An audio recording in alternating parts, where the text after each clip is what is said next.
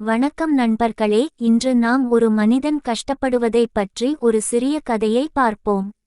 அந்த கதையின் மையத்தில் மனிதனின் வாழ்வில் வரும் சிரமங்களை அவர் எவ்வாறு தாங்குகிறான் என்பதை பார்ப்போம். எனவே இந்த கதையை முழுவதும் கவனமாக கேளுங்கள். சந்திரன் என்ற ஒரு மனிதன் ஒரு சிறிய கிராமத்தில் வாழ்ந்தான். அவன் வாழ்வில் எப்போதும் ஒரு பெரிய அச்சம் இருந்தது, தன் குடும்பத்தை பராமரிக்க முடியாமல் போய்விடுமோ என்ற அச்சம். ஊரின் பெரிய தொழிலாளர்களை பார்த்து அவன் பொறாமைப்பட்டான். எனக்கும் அப்படித்தான் இருக்கணும் என்று நினைத்தான்.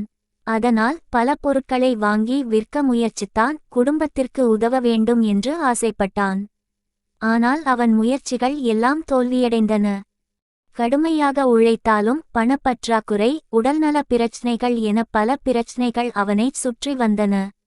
ஒரு நாள் சந்திரபாலன் என்ற விவசாயியை சந்தித்தான். சந்திரபாலன் அவனை பார்த்துச் சிரித்துக் கொண்டே, உன் கஷ்டத்திற்கு காரணம் உன் தவறான நோக்கங்கள்தான் என்றார். நீ எதற்காக உழைக்கிறாய்? உண்மையான மகிழ்ச்சியை தேடினால், அதை அடைந்து உன் வாழ்வின் உண்மையான அர்த்தத்தை உணர்ந்தால் உன் கஷ்டங்கள் தானாகவே மாறும் என்றார். சந்திரன் அதை புரிந்து கொண்டான். வாழ்க்கையின் சிறிய மகிழ்ச்சிகளில் கவனம் செலுத்த ஆரம்பித்தான். தனக்கான சரியான பாதையை தேடிச் செல்லத் தொடங்கினான். மூலக்கருத்து: மனிதனின் துன்பங்களுக்கு காரணம் அவன் தவறான நோக்கங்கள் மற்றும் மன அமைதி இல்லாமை.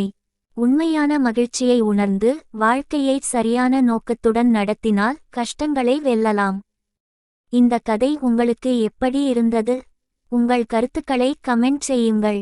மேலும் இந்த வகையான கதைகளை தொடர்ந்து கேட்க விரும்பினால் என் சேனலை லைக் செய்து சப்ஸ்கிரைப் செய்ய மறக்காதீர்கள். நன்றி.